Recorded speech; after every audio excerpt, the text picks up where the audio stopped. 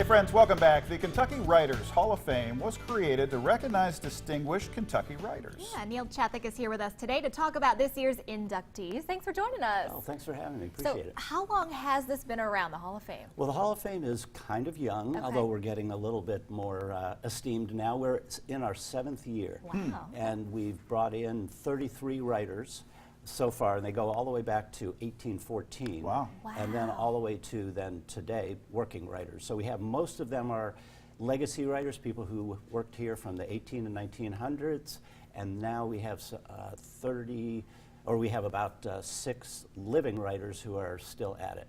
Very And we're cool. adding them every year. I love that. Nice to honor these folks for their contributions. Curious about different categories, different types of writing. What's the spectrum we're covering here? Well, we cover all spectrums of, writing and primarily books. That's the main thing. If you write books, then you're pretty much eligible and live in Kentucky.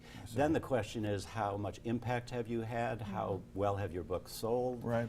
Those sorts of things. So this year, for example, we have Sue Grafton, who wrote A is for Alibi all the way to Y is for Yesterday. And then she passed away, and she's one of our Louisville writers and has sold maybe 30 or 40 million copies of her books.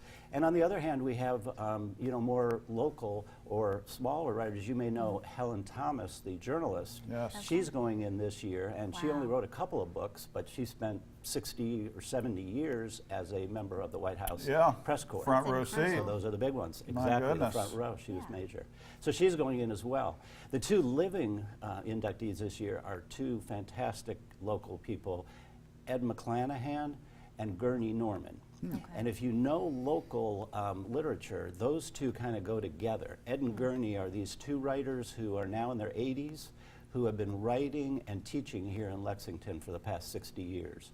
And their work is known all over the world, but why I think they're so important is their influence here locally in spreading writing and in mentoring decades of writers. So influence definitely is trumping millions in sales. I mean, we can be an independent writer, and through social media, just through quality work and word of mouth, we might be a candidate.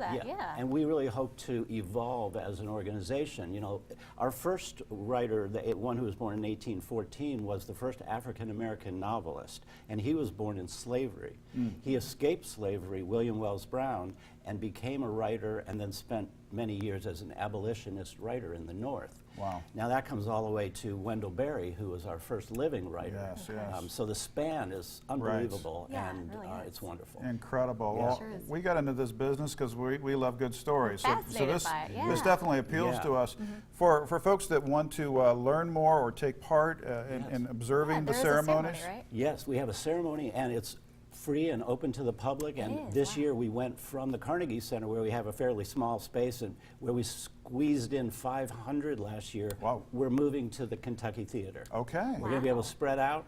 It's free. Just come on. Between 6 and 7 is when we'll be seating people, and at 7 o'clock sharp we'll be ready to roll. And it's a great venue. Have you seen it grow in terms of more people wanting to come out and be part of this? That's the thing that's blown us away. We started with maybe 75 or 100 people who were very closely knit and who all knew every writer, and now we're looking at maybe 600 or 800 people at the Carnegie or at the Kentucky Theater. The power of the written word. Yes. And I want it in a book. I don't want it on this thing. I'm with you. I'm old Hard school. copy form. Power of I like that too.